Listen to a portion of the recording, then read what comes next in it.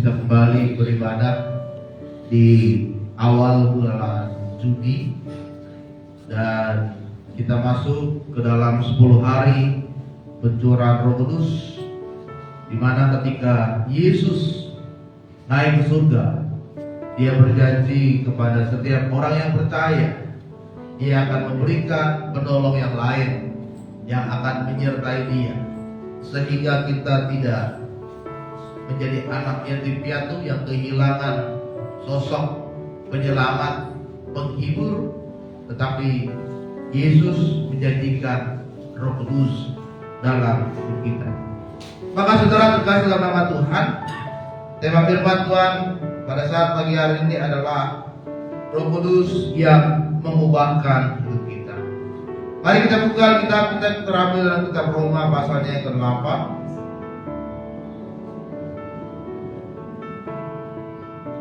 Roma pasalnya yang ke-8, kita akan baca mulai dari ayat yang ke-5 sampai dengan ayatnya yang ke-11. Roma pasalnya yang ke-8, kita akan baca ayatnya yang ke-5 sampai dengan ayatnya yang ke-11. Demikianlah firman Tuhan, sebab mereka yang hidup menurut daging memikirkan hal-hal yang dari daging. Mereka yang hidup menurut roh memikirkan hal-hal yang dari roh. Karena keinginan daging adalah maut, tetapi keinginan roh adalah hidup dan damai sejahtera. Sebab keinginan daging adalah perseteruan terhadap Allah, karena ia tidak takluk kepada hukum Allah. Hal ini memang tidak mungkin baginya.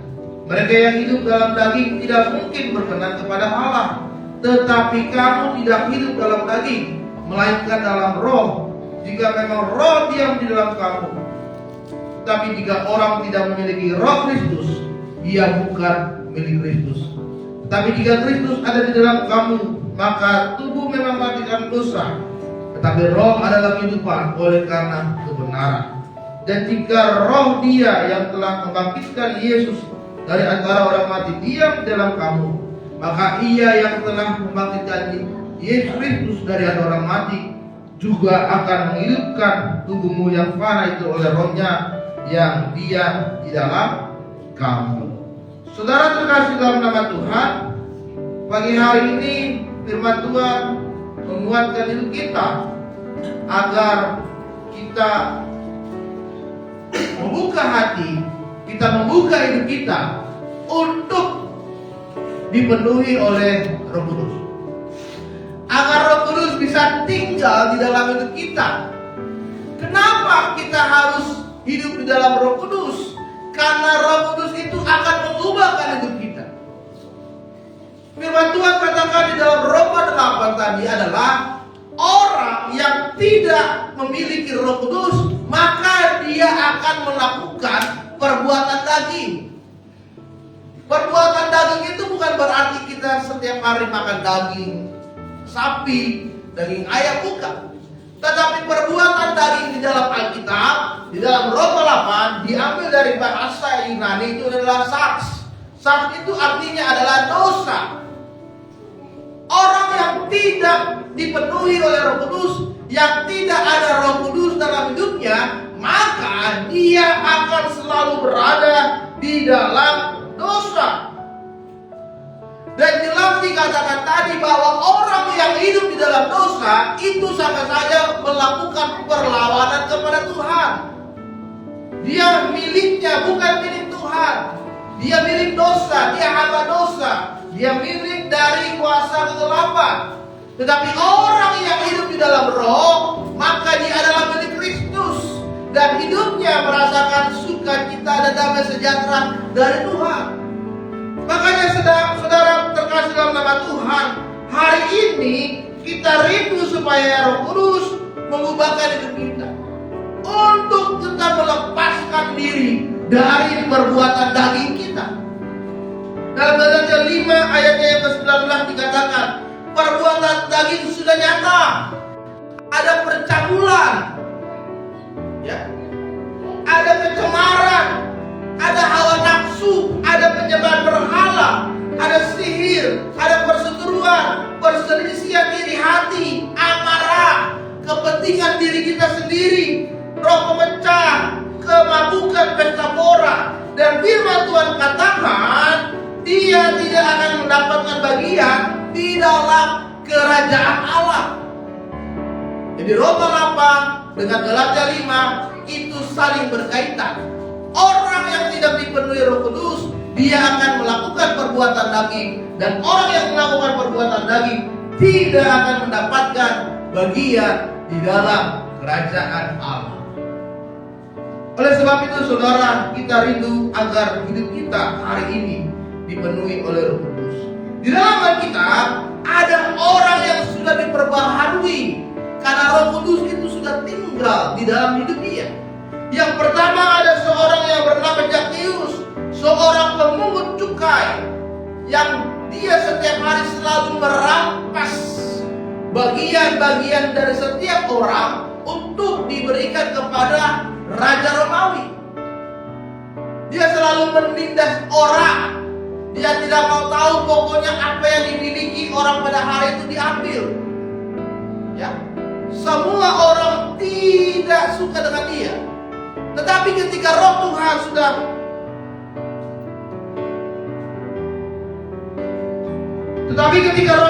sudah ada di dalam hidup dia, saudara, maka dia berubah. Dia menjadi orang yang murah hati. Bahkan dia berkata kepada Yesus, setengah dari hartaku akan kuberikan kepada orang miskin. Dan kalau ada orang yang kurampas, maka aku akan kembalikan kepada dia 4 kali lipat. Kenapa Zakheus bisa berkata seperti itu? Karena ada Roh Kudus yang mengubahkan hidup dia. Kemudian ada Saulus, seorang yang sangat membenci orang Kristen. Dia sangat benci kepada orang yang percaya kepada Yesus. Tetapi ketika Roh Allah sudah masuk dalam diri dia dan mengubahkan hidupnya, maka Saulus begitu mencintai tentang Yesus. Bahkan dia memberikan dirinya untuk melayani kepada Yesus. Kemudian ada orang yang bernama Matius. Dia seorang pemungut cukai, sama seperti Zakheus.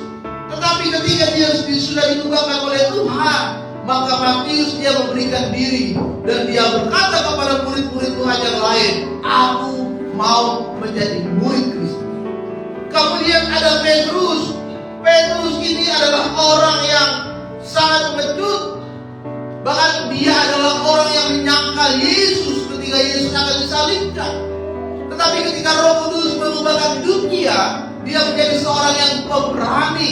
Dia melayani banyak orang, dia menginjil banyak orang, dan dia melakukan banyak kuasa dan yang mujizat karena ada Roh Kudus yang mengubahkan hidup dia. Maka saudara, hari ini mari kita buka hati kita agar Roh Kudus tinggal di dalam kita, dan dia akan mengubahkan hidup kita. Apa yang dilakukan oleh Roh Kudus untuk mengubahkan hidup kita? Yang pertama, Roh Kudus akan memberikan kekuatan bagi kita untuk hidup di dalam kekudusan. Ketika Roh Allah diam di dalam diri kita, maka dia akan terus membawa saudara, mengarahkan saudara untuk lebih lagi meninggalkan dosa dan untuk lebih lagi hidup di dalam kekudusan Tuhan. Lukas 1 ayat 67 dan 68 berkata, dan Zakaria ayahnya penuh dengan Roh Kudus lalu bernubuat, terpujilah Tuhan Allah Israel, sebab ia melawat umatnya dan membawa kelepasan baginya, supaya kita terlepas dari tangan musuh, dapat beribadah kepadanya tanpa takut, dan kekudusan dan kebenarannya seumur hidup kita. Ketika kita membuka hati saudara untuk menerima Roh Kudus dalam hidup kita, maka kita akan dibawa, kita akan dituntut untuk terus mengarahkan hidup kita berada di dalam kekudusan. Sehingga saudara, ada kekuatan dan pertolongan yang diberikan oleh Roh Kudus bagi saudara. Dia akan menyadarkan kita dari segala dosa yang kita lakukan selama ini. Dan kita akan merasa malu akan dosa yang kita lakukan selama ini. Dan akan menjadi titik balik kita untuk kita melakukan pekerjaan-pekerjaan Tuhan. Dan untuk kita hidup di dalam kebenaran-kebenaran firman Tuhan. Yang bisa mengubahkan hidup kita itu adalah Roh Kudus itu sendiri. Sudah dinasihati oleh orang tua tidak berubah. Sudah dinasihati oleh orang-orang lain, oleh teman, oleh saudara, oleh orang-orang di gereja, tidak mengalami perubahan. Kenapa? Karena dia belum sadar akan dosa. Dan yang bisa mengubahkan orang yang jahat sekalipun menjadi orang yang mengasihi banyak orang, itu adalah Roh Kudus. Amin. Sehingga ketika Roh Kudus mengubahkan hidup saudara, maka kita akan menghasilkan buah. Yaitu apa? Buah roh. Di dalam Galatia 5 ayat 20 sampai 22. Jadi tidak ada orang yang menghasilkan buah roh tanpa ada Roh Kudus dalam hidup dia. Ada kasih, ada sukacita, ada kesabaran, kemurahan, kelemah lembutan. Itu tidak ada di dalam hidup kita kalau kita tidak dipenuhi oleh Roh Kudus. Pak, saya mengasihi dia, tapi kasihnya itu adalah kasih yang pura-pura. Pak, saya sabar kepada dia, tapi sabarnya itu adalah sabar yang pura-pura, karena dia tidak tinggal di dalam kehidupan Roh Kudus. Makanya banyak orang dia menolong tapi penolongnya pura-pura. Dia membantu tapi bantunya itu sepertinya ada motivasi yang lain. Kenapa? Karena tidak ada ketulusan. Dan Roh Kudus akan membawa kita untuk melakukan semuanya itu dengan hati yang tulus. Dan dia akan membawa kita untuk terus tinggal di dalam kekudusan. Amin. Karena manusia itu diciptakan Tuhan, saudara, dari awal itu adalah makhluk yang kudus. Tuhan tidak menciptakan manusia itu dari awal jadi orang berdosa, tidak. Dia menciptakan kita dari awal itu berada di dalam kekudusan dan kemuliaannya Tuhan. Tapi dirusak oleh dosa. Dan karena kasih Tuhan, dia ingin kembali membawa kita untuk berada tinggal di dalam kekudusannya. Yang kedua, apa yang dilakukan Roh Kudus untuk mengubahkan hidup kita ketika dia tinggal di dalam kita, maka Roh Kudus akan membuat kita untuk membantu berdoa, memuji dan menyembah Tuhan. Makanya kan firman Tuhan berkata, orang yang sudah dipenuhi oleh Roh Kudus, dia yang dapat berkata, ya Aba Bapa. Dia yang dapat mengaku bahwa Yesus itu adalah Tuhan di dalam diri dia. Dia yang berada di dalam pujian dan penyembahannya Tuhan. Jadi Roh Kudus akan memberikan kita kekuatan untuk dapat terus memuji, berdoa, menyembah Tuhan. Meskipun dalam kondisi yang kekurangan, meskipun dalam kondisi kelemahan, meskipun dalam kondisi yang berada di dalam kesempitan, tetapi kita masih bisa berdoa, kita masih bisa memuji, kita masih bisa menyembah Tuhan, dan kita masih bisa menaikkan rasa syukur kita kepada Tuhan. Yang membantu kita melakukan itu semua adalah Roh Kudus. Saudara berada dalam impitan yang sangat berat, ada pergumulan hidup yang sangat berat, tetapi saudara masih bisa berdoa kepada Tuhan, masih bisa melayani Tuhan, masih bisa menyembah Tuhan, masih bisa mengucap syukur kepada Tuhan. Yang menguatkan itu dalam diri saudara itu adalah Roh Kudus. Makanya dikatakan dia adalah penolong dan penghibur dalam hidup. Penolong di dalam saat kesusahan dan kesesakan. penghibur di dalam saat kedukaan dan kesedihan. Dan Yesus berkata, dia sama seperti itu. Apa yang dilakukan Roh Kudus sama seperti apa yang dilakukan Yesus. Roh Kudus bisa menyembuhkan banyak orang. Roh Kudus bisa melakukan besar. Roh Kudus bisa melakukan perkara yang besar seperti yang Yesus pernah lakukan ketika dia berada di dunia.